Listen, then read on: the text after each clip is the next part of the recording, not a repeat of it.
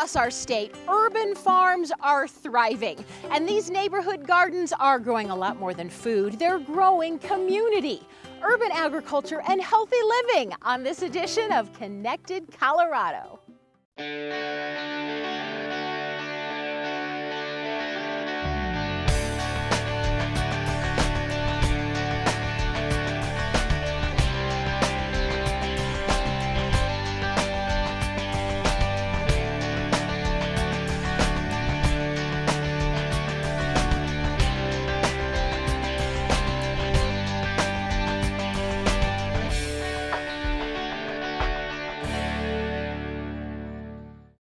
Hi, I'm Wendy Brockman. Mount Air Park Community Farm in Lakewood is one example of a garden on a mission. We'll learn more about this project in a little bit, but first let's head to Durango for another community garden for a cause, this one to help the Manna Soup Kitchen.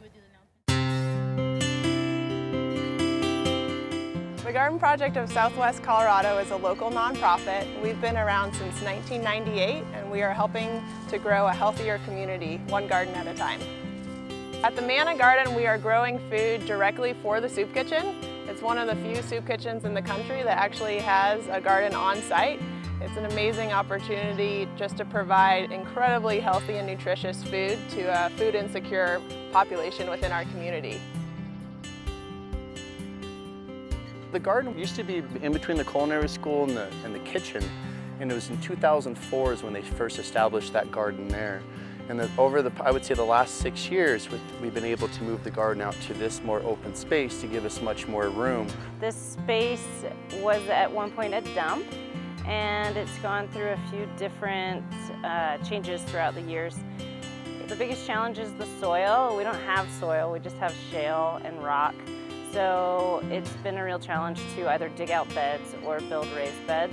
All of the beds are made of beautiful soil that we've been amending and treating with biodynamic soil preps for the past 4 or 5 years now. So the soil within the beds is fantastic. Shale is terrible. We pretty much grow a variety from kale, spinach, lettuce, tomatoes, cucumbers. The things that we do stay away from is a lot of squashes and potatoes because we get a lot of those donated anyways.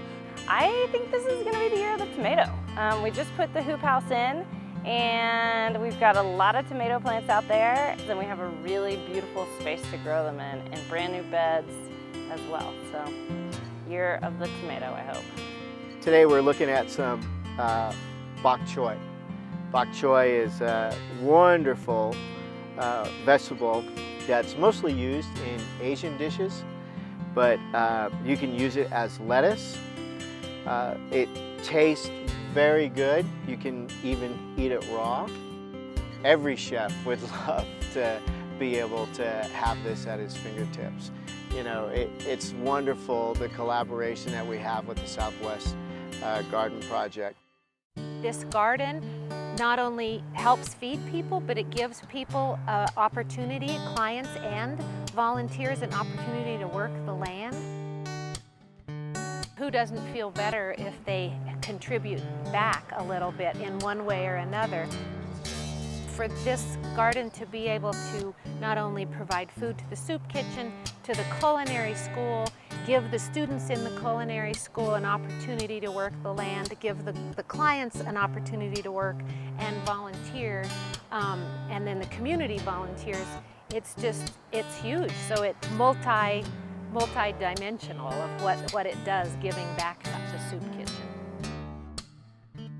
The city donated portions of this land for the use of the garden, which is a huge benefit to us.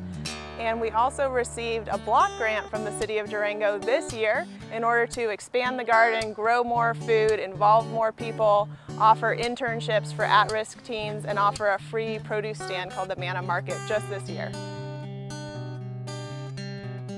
It's all about healthy communities, and that is through nutrition, it's through a sense of place, it's through connecting with others around you in a really positive way. It's about educating people about local food, self-sufficiency within our own communities, and having more of a resiliency with our own families and neighbors. I love it. It's my favorite thing. I can see when I retire in Durango from 20 years, there's going to be something left here. From the fruit trees and all the grapes along the fences, there'll be, for generations to come, we'll have plenty of food, because that's what man is about. In a town of plenty, no one should go hungry, and there's going to be plenty on this mountain here.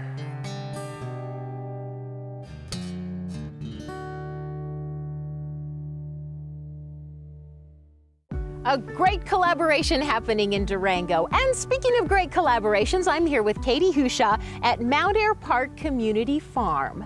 Thank you for having us. Thank you for coming out. So what was here in this neighborhood on this property before this? This used to be a basketball court and a tennis court that was not well used by the community because they felt like it was dangerous, kind of hidden away by hills, down by the light rail tracks. And so it was just a falling apart tennis court and basketball court. And now it's transformed into? Mount Air Park Community Farm. How did this come about? So the Sheridan Light Rail Station is just about a mile from here, and the City of Lakewood and the City of Denver did a 20-minute neighborhood initiative to see if people in this area could have all of their needs met within 20 minutes of walking or biking. And what came up is that there wasn't enough access to local fresh food. And so when Sprout City Farms put out a request for proposals, the City of Lakewood applied to have this site turned into a community farm. And Sprout City Farms is different from the grocery store. Not related to the grocery store. Okay. What role did the City of Lakewood play? So the City of Lakewood provided this land, and they've also helped us make sure that we're meeting the needs of the community by helping us do surveys, and they did all the tilling and the major irrigation work. So they provide the land and the water, and then we cultivate the farm and distribute the produce. And the City of Denver, I know, is right on the border. They were involved with the 20-minute initiative? They're part of the 20-minute initiative, and they're just 3 blocks from the farm, so people who live in the City of Denver certainly come out to the farm. What is the mission for the farm? The mission of the farm is to engage and educate the members of our community, and also to have them participate in their food production so that they are aware of where food comes from, how it grows, and also teach them how to use the fresh produce. What are you growing? We grow pretty much everything. We grow lots of tomatoes and peppers. We also got feedback that people didn't think we were a real farm because we didn't grow enough corn. So we have several hundred stalks of corn growing this year, lots of squash and beans. So pretty much you name it, we have it. How does it sustain itself? So we have a CSA, which stands for Community Supported Agriculture, where people buy a share and they pay up front.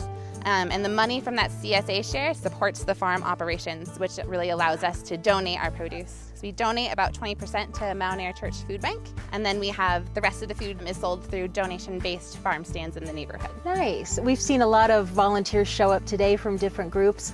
This is a real community effort, isn't it? Yeah, we have many community partners that make this place work. But today we have the Mile High Youth Corps here volunteering, helping us take care of our orchard.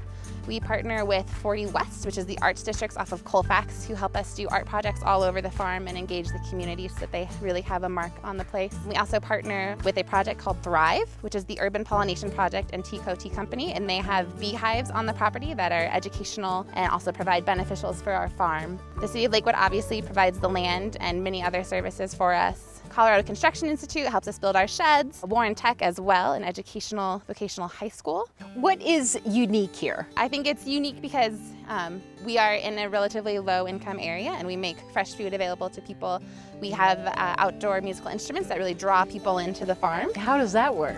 So they're outdoor 24/7 all year long. We have drums and xylophones, people can play on them. They're really beautiful. You can hear them all the way up here, so we always know when there's someone down there playing music, and we like to think they make the corn grow faster. There must be a real sense of pride. I mean, what do you feel when you see how much has been accomplished? Yeah, this place is really thriving, and we all go home at the end of the day with a sense of really helping our community grow. You should. You've done a lot here, and thank you so much for letting us see this great community effort. Thank you for coming out. You're welcome. Another aspect of local food production is raising hens for eggs. Arvada's on top of it. Let's check it out. Okay, let's go get the eggs. Talk about spring chickens. 1, 2. That's exactly what happened when homesteader Jackie Rail visited Majestic View Nature Center one spring day. A lot of talk about how to keep a little red hen in your own backyard. So why keep chickens? You guys tell me, why do you want to keep chickens? For the eggs. Egg production? Is the most common reason given, and spring is the perfect time to get started. Egg laying is actually determined by the amount of light they get every day. So that's why they stop in the winter, because there's very short days. The fun workshop about fowl gave these budding urban farmers invaluable tips on poultry production. Here in Arvada, we are only allowed to do 5 hens on our property. So that would be the girl chickens, so you don't have a rooster crowing at 3 a.m. every morning, which is also great, and they're a lot more friendly with kids. Do you want to hold this little blue one? I love her. She is so pretty. Jackie speaks from experience. She's been raising chickens for 8 years. This one is the squeakiest. Squeakiest? Yeah. She's gonna be blue. We should name her something. Let's name her Red Rosie. Red Rosie for our blue chicken? Okay. In the Majestic View workshop, participants learned the advantages and disadvantages of starting with chicks versus hens, and much more. If you're looking at just the lifespan in general, they can live to be 5, 6 years old. We talk about the supplies and materials that you'll need, the food that we can feed them, and other considerations to keep them safe from predators and such. The manure is really great for the soil, so every fall I'll go and actually spread the manure. I'll muck out their coop and I'll spread it into our growing beds. Hens are great scavengers too, says Jackie. They actually help with pest control as well. They will eat your plants if you're not careful, so you do need to protect your garden plants, but they do a great job with pest management, you know, spiders and bugs and those pests that you have in your garden. They can take care of them. And for most urban farmers, having hens around is something to crow about when it comes to self-sustainability. You don't need a ton of space for them, so it's an opportunity to kind of get to be a little bit more sustainable in the way they live and self-sustaining, and I think that it's attractive to a lot of folks. For those attending the spring workshop, Jackie's poultry pointers proved positively encouraging. I am absolutely considering raising some chickens. Self-sustainability in this economy and the things that are happening in the world, I think self-sustainability is where I'm going with my life. If you compare it to egg prices at the store, it is a little bit expensive just to get started, but they make breakfast for you, so I think it's worth the investment. And raising a few hens can pay off in more ways than one, providing great experiences for the whole family. For more information about raising chickens in Arvada, go online to arvada.org and type chickens in the search bar. So are we whetting your appetite for more information about urban farming? You can visit some local farm and garden sites for yourself, as Fort Collins offers an annual urban homestead tour. We are here today for the Urban Homestead Tour, an annual fundraising event where we partner with Loveland Youth Gardeners. The Homestead Tour was started last year as a way to help people to learn about urban homesteading, get ideas and be educational. And offers 6 homesteads around the region, 3 in Loveland and 3 in Fort Collins. Last year we had 220 people that came through, and so we're hoping to grow. So we try to show the full scale of what urban homesteading is to inspire people to try it. Got involved because we're big gardeners and we know a lot of other gardeners, and we're kind of, you know, right on that edge of the whole 60s, 70s movement of sustainability and growing your own. You know, we've really seen a resurgence in the local food movement and growing your own food or raising your own animals. I grew up with a family that gardened. We just always grew a lot of our own food. We knew where it was coming from, it's healthy. We believe everybody can grow something. I think one of the reasons why we were chosen to be a part of the tour is we represent 2 full-time working people that still have enough time to come up with a garden. It's not overwhelming, it's very doable. When we first bought this house 5 years ago, it was grass in front, grass in back. We pulled all the grass out, and now we have food in front and food in back. And we try really hard not to have to go to the grocery store. We have what we call Sunspot Urban Farm. It is in its 7th year right now. We run it as a CSA, and CSA stands for Community Supported Agriculture. We offer subscriptions to provide food for 25 families for 21 weeks, and we grow over 40 different crops. So CSAs do need to get licensed through the city. That's a free license available through the planning department. Folks are allowed to have personal gardens. That doesn't require any licensing at all. Your homeowners association, you might want to check with them as far as what they allow with different gardens. So I've had a lot of questions today about different things. People are especially interested in pepper varieties and tomato varieties because everybody grows peppers and tomatoes. Okay, here we've got a lemon cucumber, very nice, fun crop to grow. They do taste like a cucumber, but they're unique, as you can see. Here's a Cherokee Purple, one of our favorite heirloom tomatoes, very juicy, beefy tomato.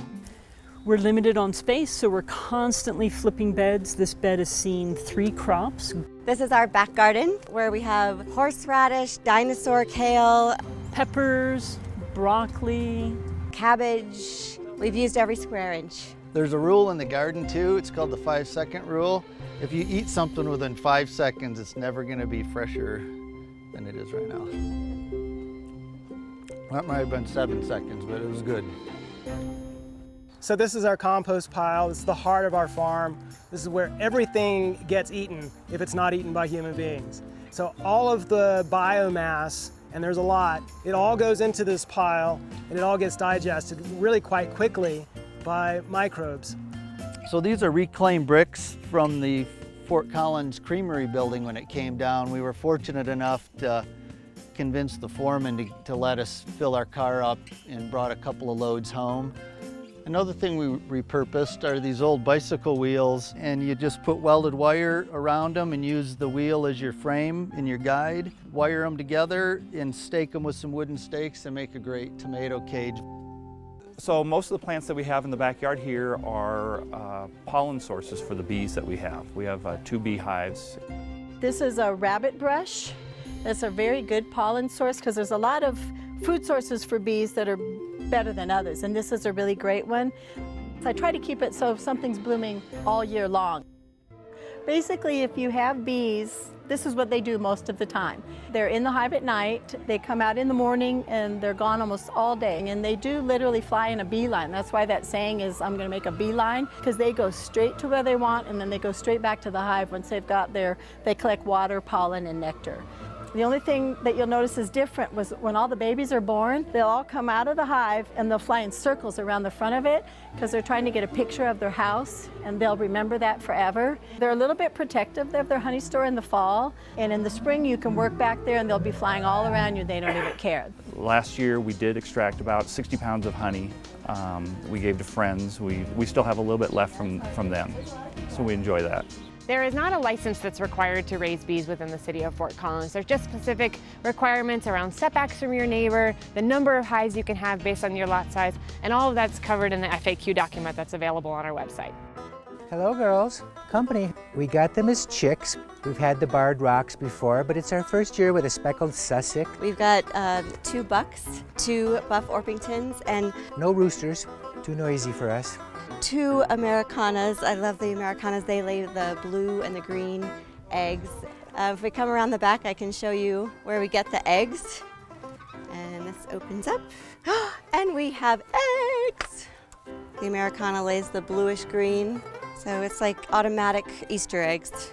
I know a lot of folks are asking about if I want to raise chickens or ducks or goats, how do I go about that? That is licensed by the Laramie Humane Society, so you can go directly to them to obtain the licenses. You know, we're not hardcore, but it's a lifestyle that we enjoy and appreciate. And I highly recommend the raised bed things, because as we get older, sitting down and pulling weeds is a good thing. I think the biggest thing is start. Do it. Don't worry about making mistakes.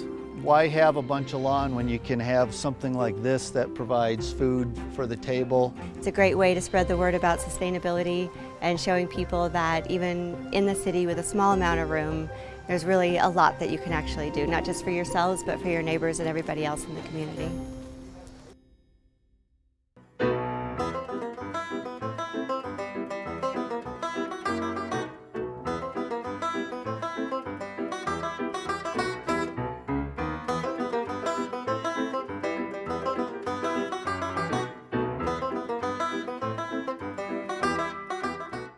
A great way to learn a lot more about gardening, beekeeping, and so much more. And we want to welcome Fort Collins to our network of local channels here on Connected Colorado. And now another urban farm with a great big heart is in Littleton.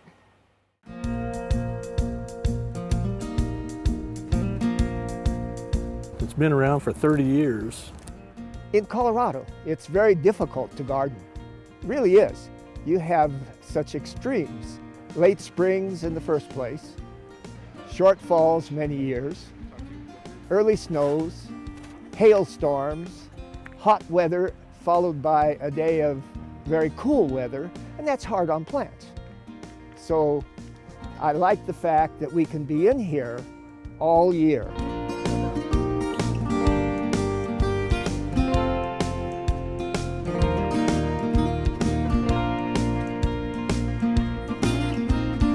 It's a community that was an agricultural one to begin with. I grew up in Englewood and knew about the irrigated farms out here in Littleton. And my parents used to come out and get produce from many of these farmers out here. So there is a history of agriculture, and that's a history we need to maintain. Today it's urban agriculture.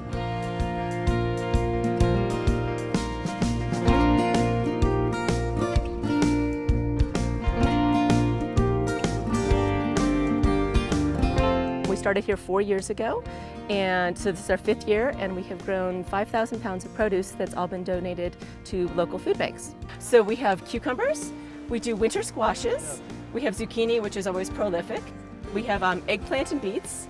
We started growing kale last year, which was phenomenally well received.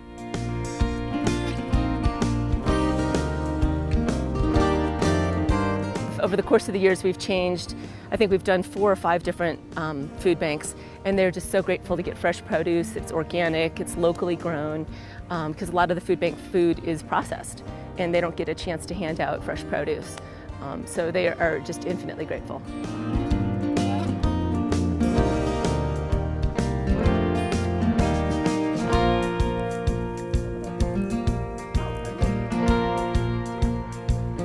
But you see people doing a lot of above ground gardening and doing things a different way. And I always tell newbies, I said, there's 126 gardens, 126 ways of doing something. And if you're married, you double that. So.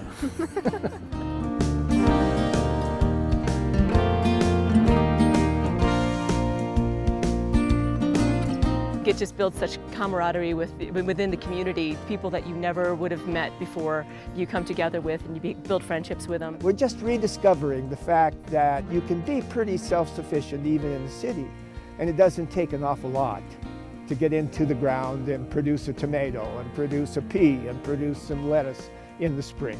So this community has it going, and that's right. That's good.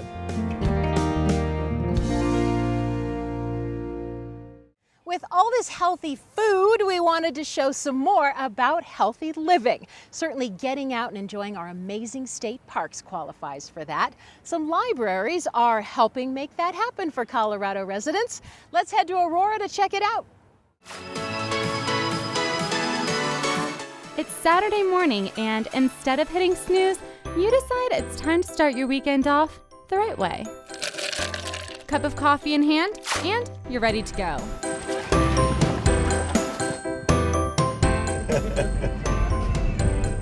Today we're tagging along with a group of residents. Their first stop is here at the Aurora Public Library.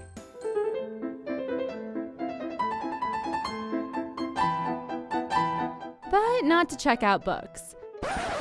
Instead, they're here to pick up one of these. We started off with 2 backpacks, and now we've grown the program to 12 backpacks. With an Aurora Public Library card, residents of Colorado can check out a free adventure pack. All right. The Aurora Public Library has presented us with the opportunity to rent a backpack out, which includes a free parking pass. Thank you. Check it out. All kinds of goodies in here. We got 2 different sized magnifying glasses here.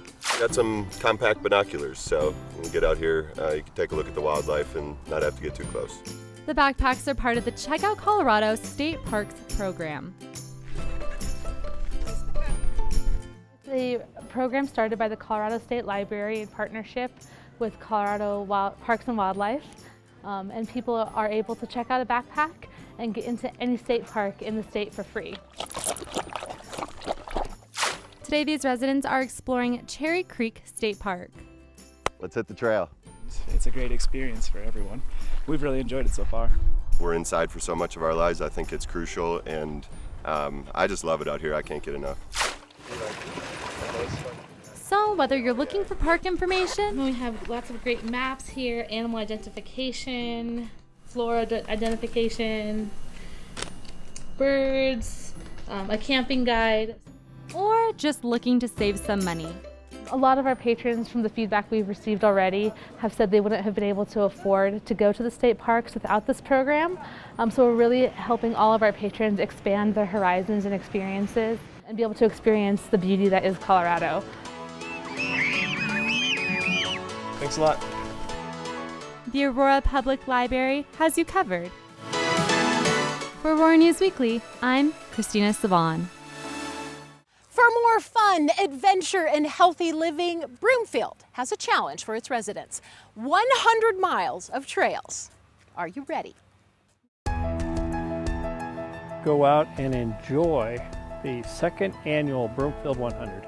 We started the Broomfield 100 last year as part of our Healthy Broomfield initiative, and the idea was to get kids out and enjoy the trails, see some of our art features, and to kind of get healthy during the summer. You know, to get them out of the house and get them to enjoy some of the amenities. Broomfield County has a goal of 40% open lands, and I think our community has a strong passion for our trails and for our open space. So this program is something that we're excited about. This year we're adding some features. We're going to add a scavenger hunt for those little ones. It's going to be something that the parents can get out with their kids, go out and locate these items and have fun with it. Last year we had 850 members of our community go out and get passports. We had about 250 people return their passports at Broomfield Days. We gave every one of them t-shirts and a Sacagawea dollar. Take pictures, post it on Facebook, and try to get other people to experience the same things that you are experiencing. Broomfield's fortunate that we have over 100 trails in our community. And one of the things we're always trying to do is get more and more trails interconnected, to get more and more loops, short, medium, long loops, so any walker, whether they want to take a short walk or an all-day hike, can enjoy our trails. Then we end the year at Broomfield Days, which is always the third Saturday in September. And that gives you all summer long to complete your scavenger hunt and to get the trails complete. Just a great opportunity for you to get out there with your kids, to get healthy, to learn the various art projects that we have in Broomfield, and enjoy one of the great treasures that we have in Broomfield.